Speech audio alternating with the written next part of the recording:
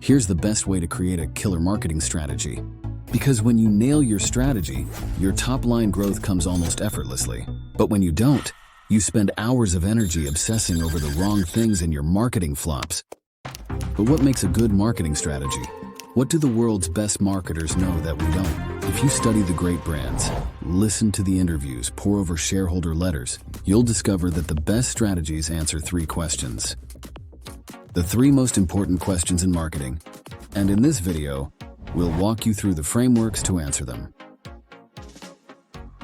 Predicting the future isn't easy. I was sure that the World Wide Web was a fraud and was never going to work. And that cost me a couple $2 billion.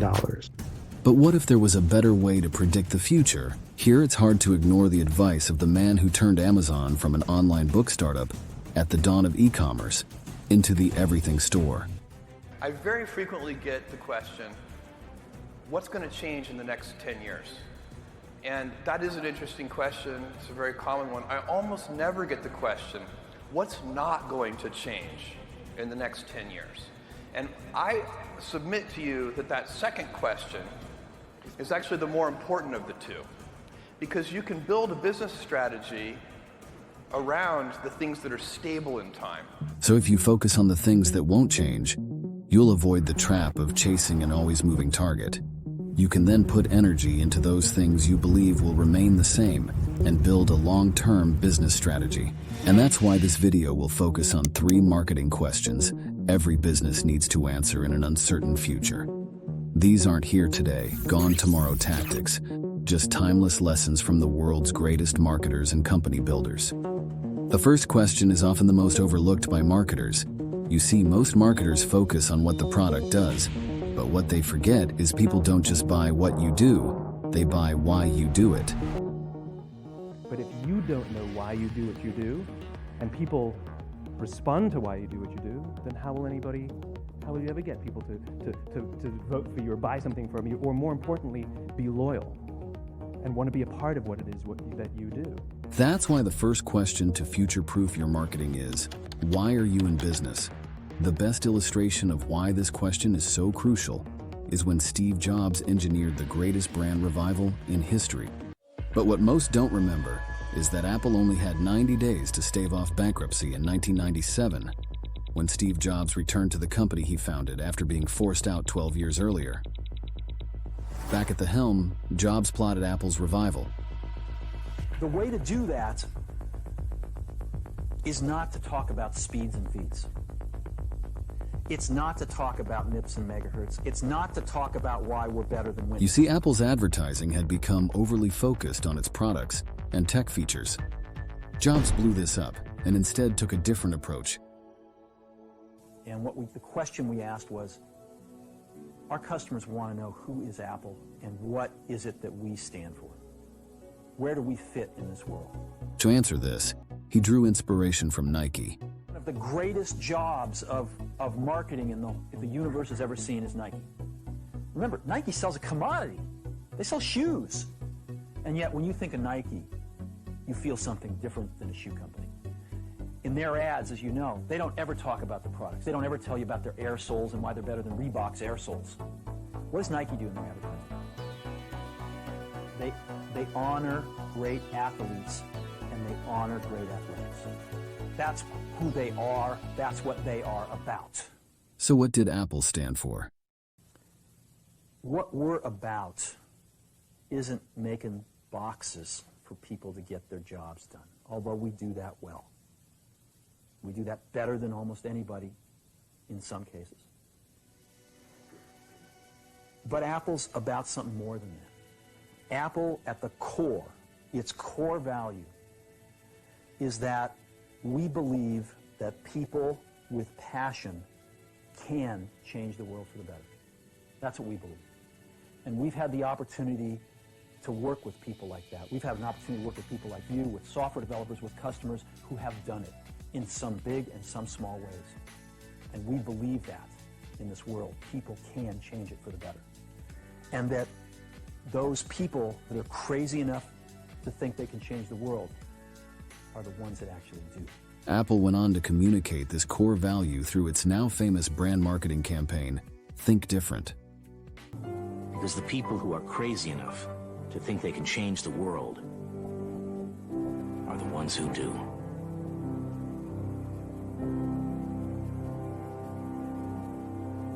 But what's the most important lesson from Jobs?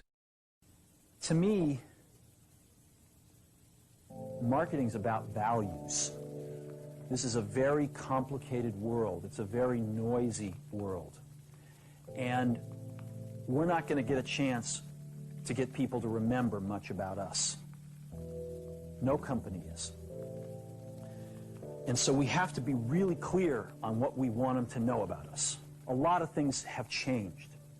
The market's a totally different place than it was a decade ago. And Apple's totally different, and Apple's place in it is totally different. And believe me, the products and the distribution strategy and the manufacturing are totally different, and we understand that. But values and core values, those things shouldn't change. The things that Apple believed in at its core are the same things that Apple really stands for today. So Jobs, who despite passionately believing in insanely great product design, is telling you to center your marketing on your core values and avoid the product-centric trap. Simon Sinek, who we heard from earlier, codified this principle and calls it your why. What's your purpose? What's your cause? What's your belief?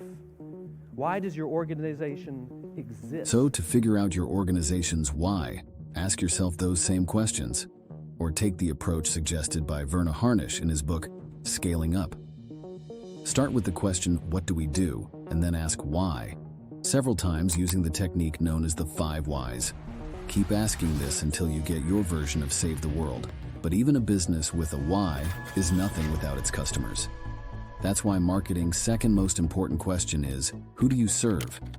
The hard part is avoiding the trap of being all things to everyone.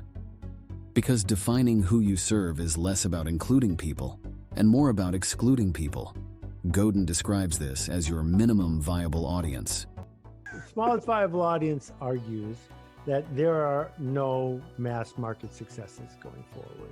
If I define mass market as more than half the people, you don't even win a presidential election with more than half the people anymore, right? That if I look at, Coinbase just went public, they're worth $65 billion. How many active customers do you think they have? They don't even have 1 million active customers. You don't need everyone. You need someone. That is what the argument of smallest viable audience is. The simplest starting point to narrow your audience is the concept of niching down. One approach is to mix a combination of psychographic and demographic factors to create smaller and smaller customer segments. Here's an example from Nestlé's Juicy Juice product. Renowned copywriter Jim Edwards uses 3 levels to niche down. First, the broad niche. Second, the narrower sub-niche. And third, the laser-focused micro-niche. The more you drill down, the better, because the people in each niche have different needs. That's why you need to understand what's important to the people in your chosen niche. What are their dreams? What are their challenges? What are their fears? What are their worries? Finally, when you're clear on who you're serving, there's still one crucial question you need to answer. What are you promising your core customers? You need to give your core audience a compelling reason to buy from you over the competition. For many marketers, the starting point is creating a value proposition, or USP. And many a book has been written on the subject. But we're a sucker for simplicity, so we like the framework by Werner Harnisch, who we mentioned earlier. Harnisch lays out the case that most companies should have 3 main brand promises, with one leading promise above all else. He cites McDonald's as a powerful example. McDonald's delivers on 3 measurable brand promises: speed, fun for kids, and consistency. You wouldn't think to go to McDonald's on date night, but that's precisely the point. Another example is from Jeff Bezos, who settled on 3 core promises early in Amazon's life: low prices, vast selection, and fast delivery. He laid them out in plain sight back in 1997 in his first shareholder letter, and they still apply today, 26 years later. Here's Bezos. We know that customers want low prices, and I know that's going to be true 10 years from now. They want fast delivery. They want vast selection. It's impossible to imagine a future 10 years from now where a customer comes up to me and says, Jeff, I love Amazon, I just wish the prices were a little higher. I love Amazon, I just wish you delivered a little more slowly. Impossible. So how do you figure out your brand promises? The crucial question to answer according to Harnish is, what is the promise you're making to your core customers that both really matters to them and makes you different from your competitors? Start by applying Bezos's framework. What's still going to matter to your core customers in 10 years? This isn't always obvious and takes intense customer research and intuition. Bezos says, good inventors and designers deeply understand their customer. They spend tremendous energy developing that intuition. They study and understand many anecdotes rather than only the averages you'll find on surveys. Next, consider whether you can make your promises unique.